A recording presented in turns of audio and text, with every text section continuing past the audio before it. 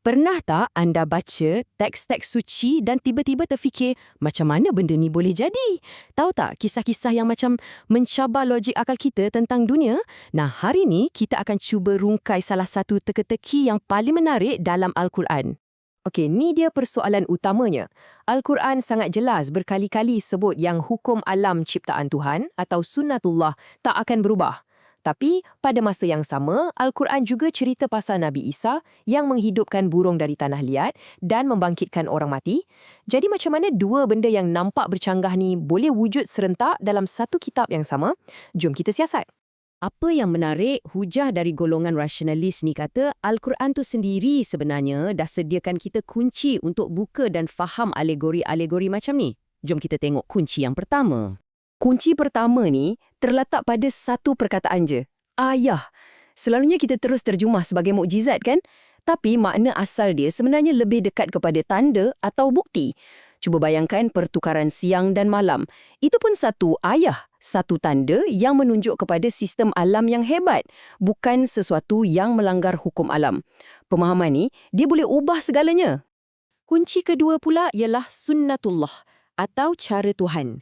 Al-Quran tegaskan banyak kali, sistem ni, cara ni tak akan pernah berubah. Jadi, logiknya jadi mudah. Kalau hukum Tuhan tu tak berubah, maknanya apa-apa saja yang diceritakan dalam Al-Quran tu mesti berlaku dalam lingkungan hukum tu, bukan dengan melanggarnya. Jadi, macam mana kita nak tahu bila sesuatu tu sekadar tanda dan bila ia satu metafora?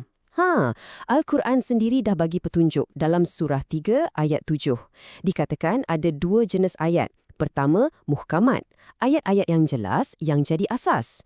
Kedua, mutasyabihat, ayat-ayat kiasan atau alegori yang perlukan tafsiran.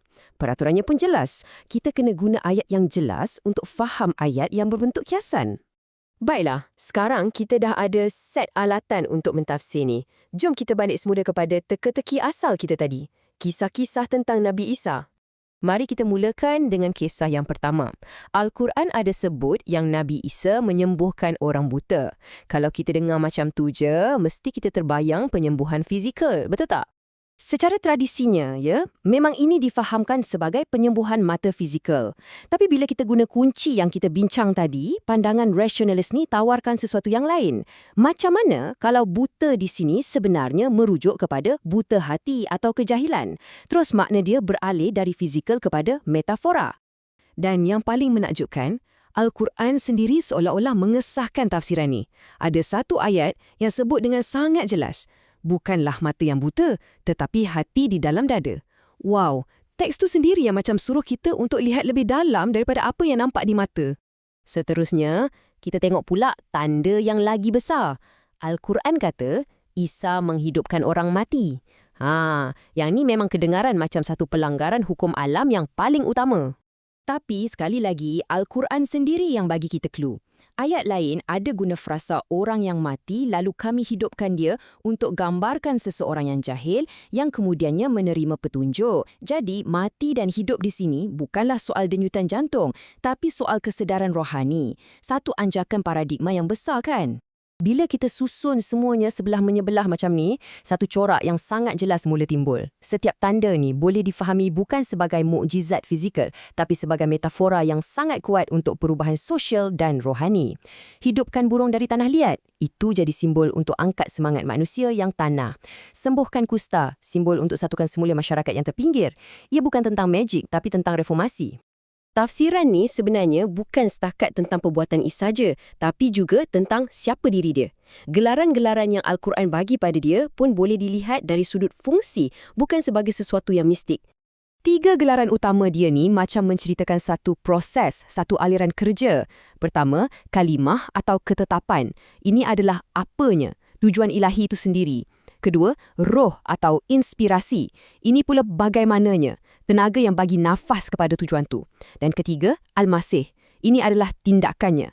Fungsi dia sebagai seorang pembaharu yang membetulkan kesilapan. Ia satu misi, bukan satu status mistik. Dan inilah kemuncaknya. Dalam ayat yang sama yang bagi semua gelaran hebat ni, Al-Quran terus bagi amaran, jangan katakan 3. Seolah-olah teks tu sendiri nak pastikan, walau sehebat mana pun misinya, Isa perlu difahami sebagai utusan, bukan sebahagian daripada Tuhan. Jadi, Lepas kita lalui semua ni, apakah gambaran tentang Nabi Isa yang kita dapat? Jom kita satukan semuanya. Melalui tafsiran ni, Nabi Isa bukan lagi seorang ahli silap mata yang melawan hukum alam, tapi seorang reformis, seorang insan yang hebat. Kekuatan dia bukan pada perbuatan luar biasa, tapi pada mesejnya yang boleh mengubah kehidupan. Dia menjadi tanda yang hidup, satu bukti yang bimbingan Tuhan tu berfungsi melalui sistem alam, bukan dengan menentangnya. Semua ini tinggalkan kita dengan satu soalan terakhir yang besar. Apa yang berubah kalau kita mula lihat kitab suci bukan sebagai rekod perkara-perkara mustahil, tetapi sebagai satu panduan untuk mencapai apa yang mungkin? Fikir-fikirkanlah.